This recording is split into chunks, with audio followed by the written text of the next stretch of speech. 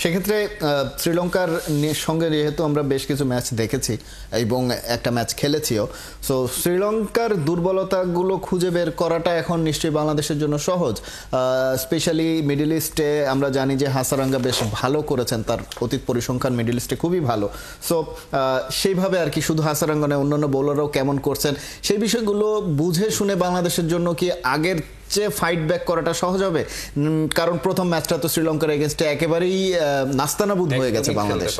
এবার কিন্তু খেলাটা হচ্ছে দুবাই, যেটা আবুধাবিতে আমরা খেলেছিলাম, এবার খেলাটা হবে দুবাই কিন্তু আমরা দেখেছি গত কয়েকটি ম্যাচে যে সেখানে স্পিনাররা খুব ভালো করছে এবং সেখানে হাসারাঙ্গার মতন ওদের প্লেয়ার আছে। তবে আমাদের স্ট্রেংথ যেটা, সেই জায়গাটাতে আমাদের কাজ করতে হবে। আমাদের কিন্তু স্পিনার চেয়ে আমাদের বোলিং ভেরিয়েশন মুস্তাফিজ আছে, আমাদের পেস এবং স্পিন মিলে একটা দারুণ জায়গায় আছে এবং এখানে শেখ মেহেদী যদি থাকে, আপনার রিশাদ থাকবে, আমার মনে হয় যে তিন স্পিনার একদম সলিড নিয়ে এখানে নামলে পরে হয়তো শ্রীলঙ্কাকে, এবং আমরা যদি সুযোগ পাই এবং আমাদের ব্যাটাররা, যেটা আমাদের ল্যাকিং আছে যে ডেথ ওভারগুলোতে আমরা কিন্তু একদম পাগলের মতন ব্যাকফুটে যায় সবাই হাঁকাচ্ছি, মানে কলা গাছ সেটে ফেলার মতন খালি ব্যাট চালাচ্ছে। এটা করলে আমার মনে হয় যে কালকে কিন্তু দেখিয়ে দিয়েছে কুশল মেন্ডি যে ট্রিকি কন্ডিশনে সে কিন্তু সিঙ্গেলস বের করেছে, তার মতো একটি ছক্কা ছিল না, তারপরেও কিন্তু তিনি যেভাবে ইনিংসটা বের করে নিয়ে গেছেন।